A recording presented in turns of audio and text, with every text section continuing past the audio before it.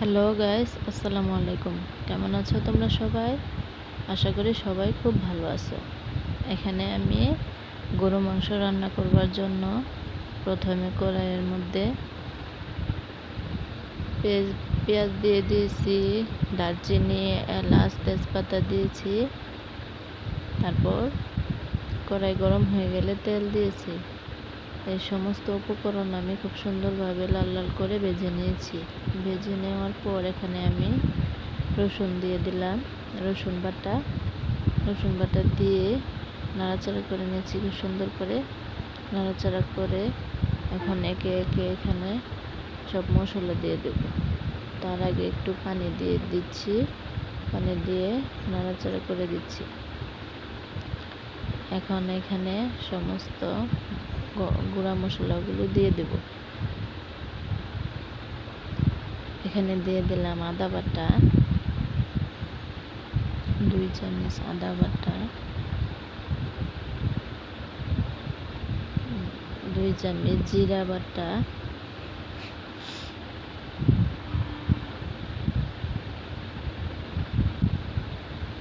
পরিমাণ মতো লবণ,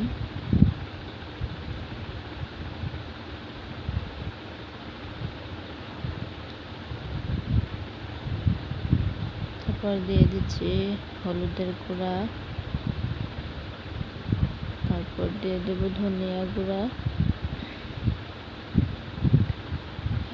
এখন দিয়ে দিচ্ছি মরিচের গুঁড়া।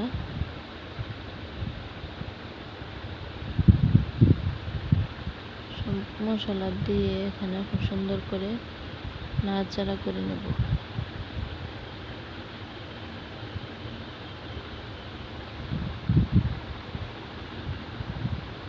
নাড়াচাড়া করে সব মশলাগুলো মিশিয়ে নেব সুন্দর করে। কষানোর জন্য দিয়ে দেবো। মশলাগুলো কষানো হয়ে গেছে প্রায়। এখানে আমি দারচিনি গুঁড়া, আমার নিজের হাতে বানানো একটু গরম মশলা দিয়ে দেব, দিয়ে আর একটু নাড়াচাড়া করে দেব। নাড়াচাড়া করে এখন মশলাগুলো কষানো হয়ে গেছে। এখন এখানে মাংসগুলো দিয়ে দেব।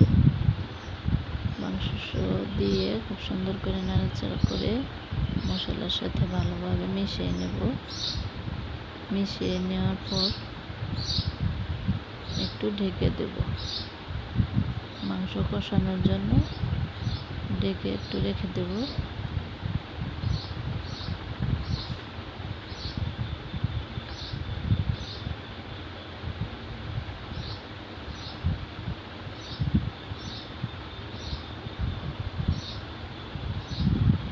এখন একটু খুলে দেখে নেব, নাড়াচাড়া করে নেব মাংসের কি অবস্থা।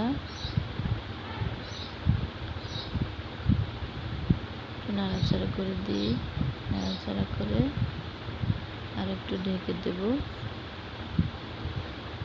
মাংস যে কোনো তরকারি যত সুন্দর করে কষানো হবে, খেতে তত স্বাদ হবে। আর একটু ঢেকে দিই, কষানো হয়নি, আরও কষবে। এখন আর একটু দেখে নাড়াচাড়া করে নিই। মাংস প্রায় কষানো হয়ে গেছে। এখন আর একটু নাড়াচাড়া করে নেব। নাড়াচাড়া করে খুব সুন্দর করে ভালোভাবে উল্টিয়ে পাল্টিয়ে দেব।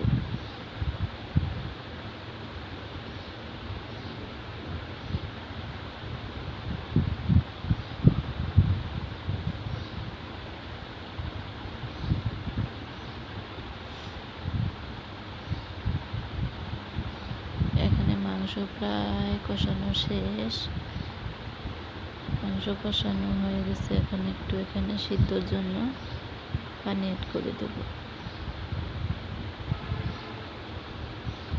পানি দিয়ে নাড়াচাড়া করে দেব। নাড়াচাড়া করে তারপর সিদ্ধ হওয়ার জন্য ঢেকে দেব।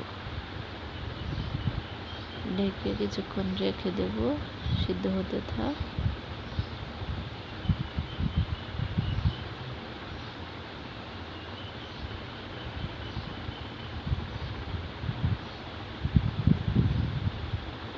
আর একটু পানি লাগবে, আর একটু পানি দিয়ে দিলাম। দিয়ে তারপর ঢেকে দেব। ঢেকে রেখে দেবো কিছুক্ষণ, হতে থাক। তারপর আর কিছুক্ষণ পর আর একটু দেখে নেব। এখন আর একটু নাড়াচাড়া করে নেব। নাড়াচাড়া করে এখনো অনেক পানি আছে, আর একটু শুকাবে, আর একটু সিদ্ধ হবে, আর একটু ঢেকে রেখে দিই। ঢেকে আরও কিছুক্ষণ রেখে দিই। কিছুক্ষণ পর আবার একটু নাড়াচাড়া করে দিই। নাড়াচাড়া করে ঝোল অনেকটাই কমে গেছে, এখন মাংস প্রায় হয়ে গেছে। আর একটু কিছুক্ষণ রেখে তারপর নামিয়ে নেব। এই তো আমার মাংস হয়ে গেছে। এটা হচ্ছে আমার মাংসের ফাইনাল লুক। কেমন হয়েছে তোমরা জানাবে। আজকের মতো এই পর্যন্তই। আল্লাহ হাফেজ।